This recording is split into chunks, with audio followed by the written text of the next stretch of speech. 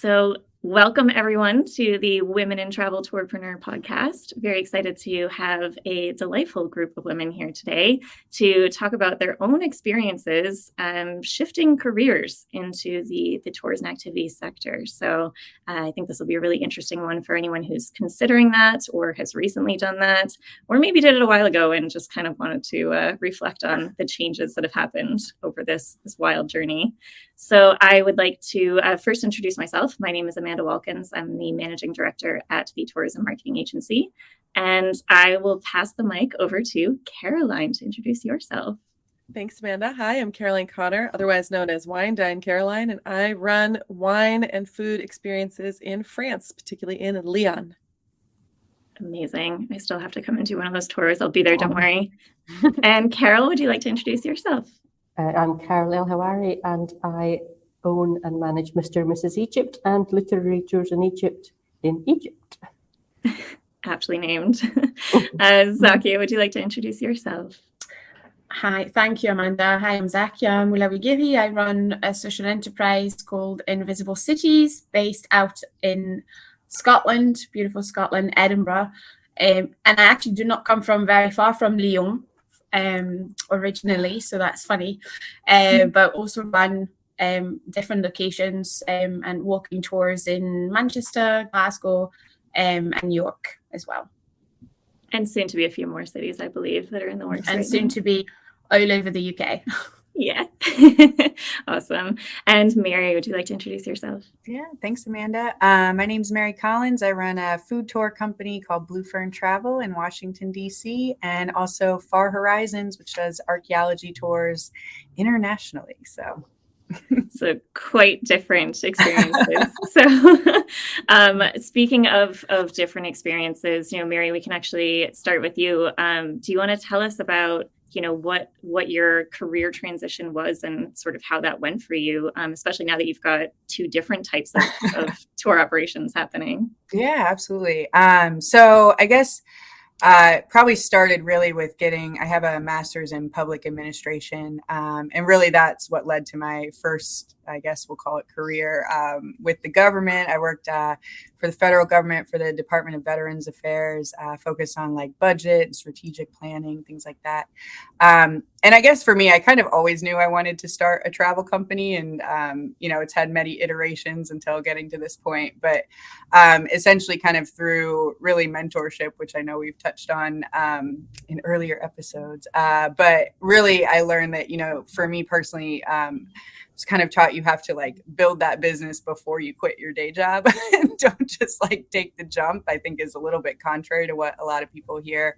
But ultimately, I did it as I would say, I guess, a side hustle until it got big enough that I was able to quit and just run the food tours full time. And I mean, it was challenging. I kind of always thought that was the main job and the government was the side hustle, but it's just kind of how it worked out. It took about 5 years, though. It was not, super fast moving.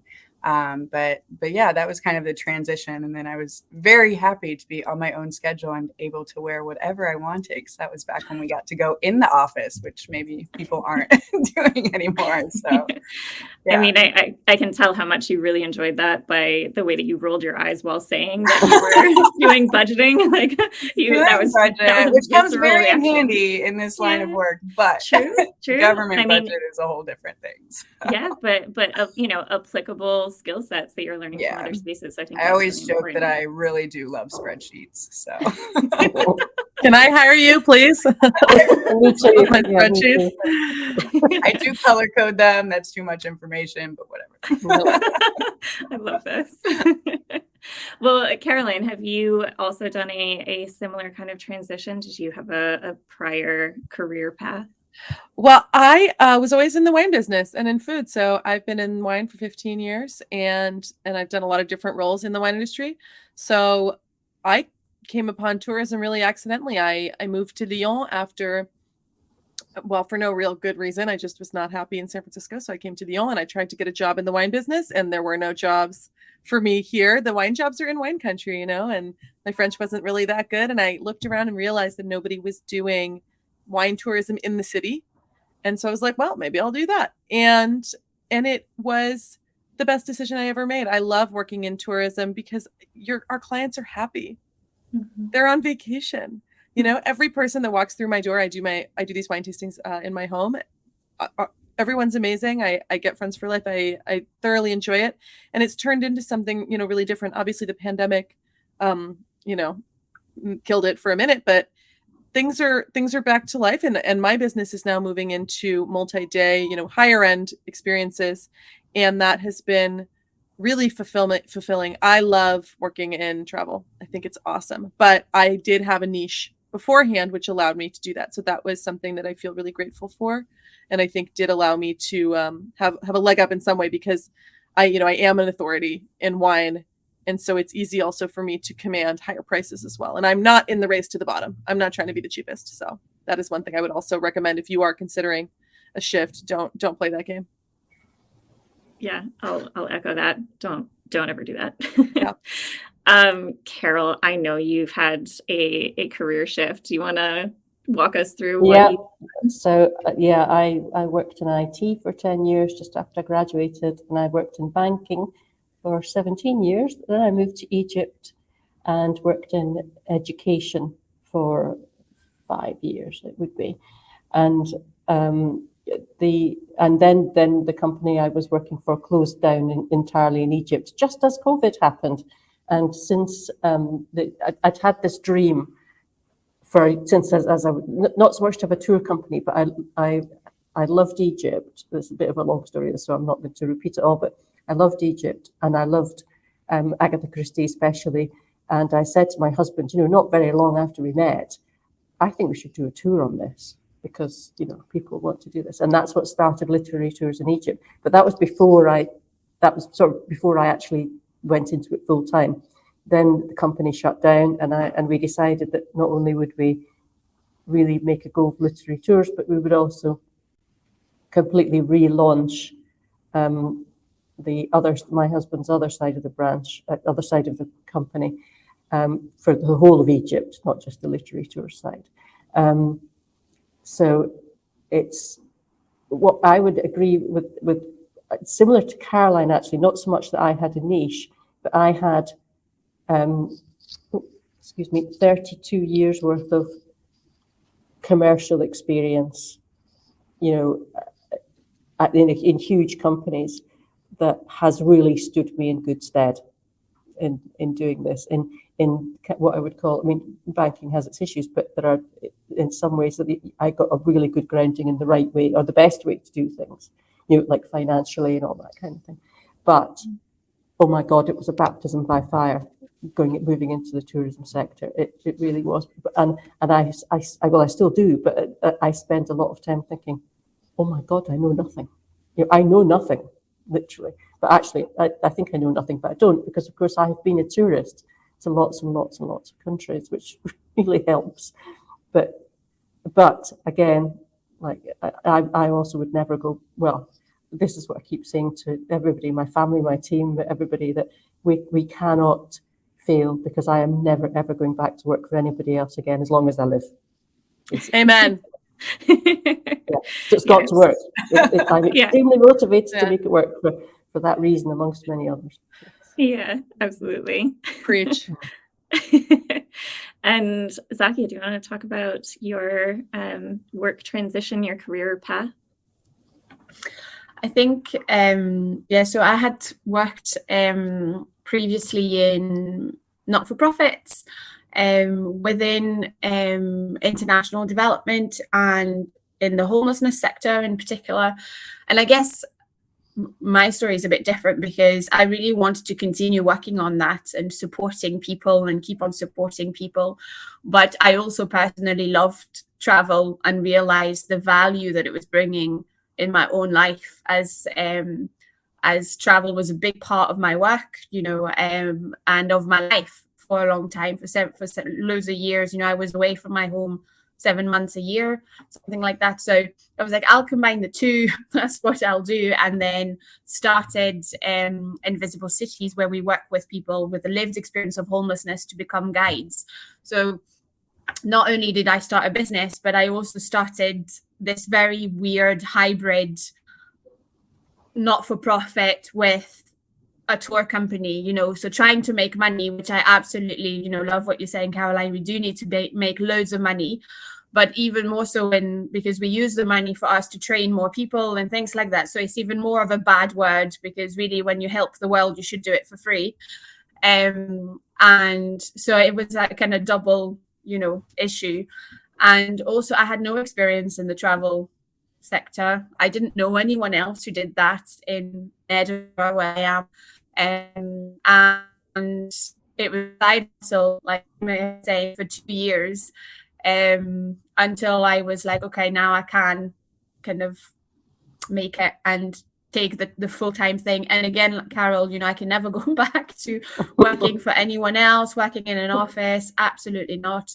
We've been completely ruined for this. But I think I found that locally, if I'm being honest, the kind of support wasn't quite there, because Edinburgh is very competitive. There's loads of walking tours, and there was a lot of like, who are you? What do you want? Why are you coming into this space? And I think some of that is related to also who our guides are and what we do. And there was a lot of people were really wary. Internationally, that was a completely different story. Everybody was really supportive and really trying to help. And I think COVID has really helped with that. People have really come together locally now and are really trying to support one another. So I found a lot of confidence and support in that local and international kind of sector network, if you want. And learned, the hard way by making a lot of mistakes and having a lot of 3 a.m. waking up thinking, oh my God, I'm definitely going to prison for this. Or, oh my God, I completely forgot to pay this, you know, whatever the question was. And so I think having the people around you, you know, who support you day to day with the moral support. My sister often jokes whether or not she's going to get paid at the end of the month for all the moral support she still brings to me. And but, you know, and maybe for me, the difficult part was I was never someone to save a penny. So when I left my job, which was in the not-for-profit, I wasn't making loads of money anyway to start with, but I left and thought, you know, I'm going to start something. And then I had to get jobs day to day to pay for my bills. So that was a massive issue, a big risk. And sometimes I think now that I'm in my mid-30s, would I do the same?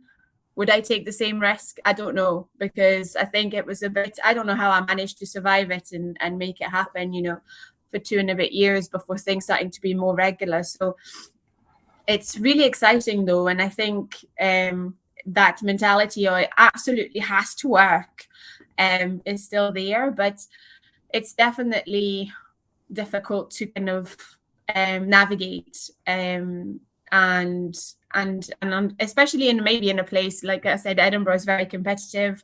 You have walking tours everywhere in the city, so maybe starting in a different place would have been a different story. I don't know. Yeah, I think that's a tough one to guess, because every place has its own little challenges. But yeah, I think, you know, taking whatever you can from prior experience and applying it is so important. And you've each like touched a little bit on the challenges of starting in a sector that you're unfamiliar with. But beyond that, you know, learning curve, I guess, what were some of the other challenges earlier on? You know, if you can remember, it was a while back for some of you, but some of the challenges in just kind of building a business, starting on your own, whatever maybe stands out. I know Mary mentioned that it was like a side hustle and trying to double down, and Zakia saying trying to find these jobs to make this work. Like what was the biggest thing that you could pass on to someone else that you learned? Recognize that you probably can't do everything yourself. Mm-hmm. And that to me, that's and outsource what you either can't do or don't want to do, because and aside from the coach that I mentioned, where I don't think I'd be here without her, the other, and this is again about you Amanda, our TMA at least, literary tours in Egypt and Mr. and Mrs. Egypt would not exist without TMA, and that's because I made the decision to outsource building the website and all that whole stuff, because that is absolutely not I tried, and it was not good. It just does not play to my strengths. I have other strengths. So that was my biggest decision, was I'm going to outsource that, and I'm going to use my strengths in the places they'll be most needed. I think that's probably, if I was given one piece of advice, it would be, so it hasn't just been those things that I have outsourced, because I've also done other things, but that bit of it was critical. Mm-hmm. I would like to definitely say that, yeah, you cannot have a bad website. It's not negotiable. If you can't or don't want to do it yourself, you must outsource it. But if you can and do want to do it yourself, there are a lot of tools that are available to you. You can learn SEO. I do all of it myself. I really enjoy that work. It's some of the work that I like about having my own business, but somebody has to do it, and it has to be good. It cannot suck. Yeah, I always absolutely. think of websites. I mean, at least for me, I don't have a brick and mortar. So I'm like, well, people invest a lot in that, kind of in that same way of walking in the front door, making sure it looks nice. You've got your little shirt set up wherever. And so I kind of think of that with the website of like, I'm not going cheap on this. Like, we're going to make sure it looks really great and get all the right pictures and all of that. And that's functional. It has to be easy to use friendly for the customer on their phone. Yes.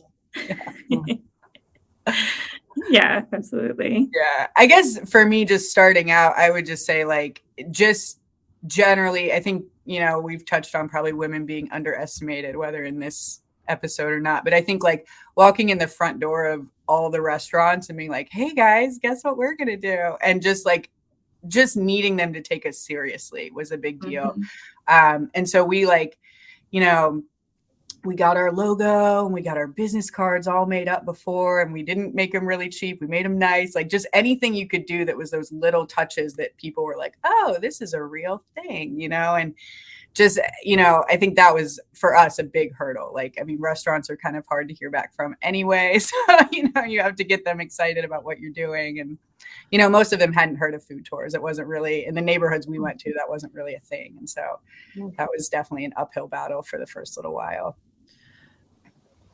I do have something to that effect as well. I think, if you're doing something new, that can be helpful, but it also is confusing. I've been doing wine tastings in the city and not tours. And people call me, they're like, will you take me to the winery? And I'll do that now for 2,000 euros for half a day if you want me, because I'm not, again, racing to the bottom.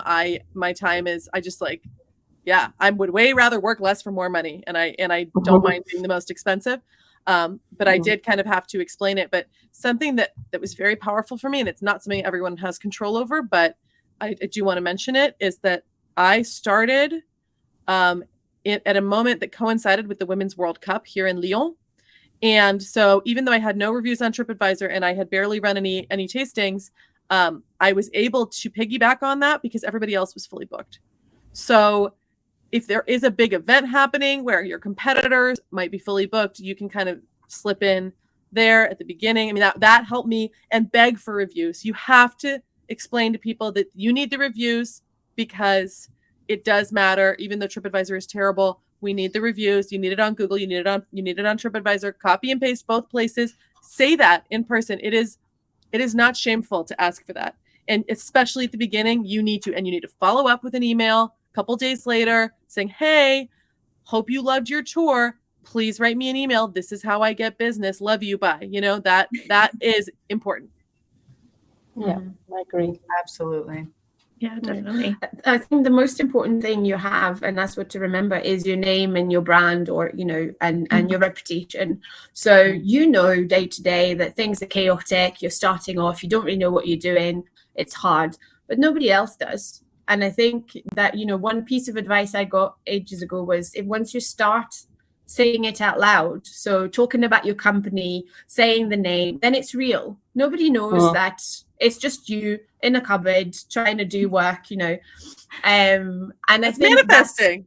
Yeah, absolutely. Yeah. Well, I believe in that, but I didn't want to go there in case other people thought that was a bit. You need a vision board. There we go. But I think, yay, it's really important, and it goes back to, you can make anything look good, and you have to make it really good, and also to make it authentic to who you are and what you do. Like you say in Caroline, okay, I don't do tours to winery, and that's fine, but at least be very clear on that, or say, okay, yes, I can, but this is the price, and have that authentic voice. because for me, 6 years down the line, what comes back is always that. Is always how it's not for everybody, but if it is for me, I really like it because the product is the same as what you say it is. The people are the same, voices are authentic, and that's really important. And building your brand is really important. And I really don't think that it comes down to the logo or what color you use. And, yeah, those things are important, but your brand and your identity and your voice, that's what's important, and because apart from the big brands of the world, I don't really remember anyone else's logo. And some companies I absolutely love, but if you ask me right now to draw what their logos are like, I'd be like, don't know. But I think so, and that's worth spending the time on. And I'm really happy that I thought so, and I did at the beginning, because it is a lot of work, and sometimes it can seem like, no, I want to just do something else or whatever. Actually, finding your voice and your identity and your brand, and and building that is worth investing every step of the way, I think. Absolutely. Yeah. Love that. I know we could talk about, highs and lows of starting a business, of getting into tourism, of, being your own boss all day. And we probably should separately, when Caroline starts her wine retreats, we can all meet up and do that. That would be amazing. But thank you all for contributing, for sharing your experience and your tips and advice. I hope that this was valuable especially for other women who are considering a career shift, and hopefully jumping into tours and activities to join us. So thank you all. Appreciate it. Thanks, Amanda. Thank you.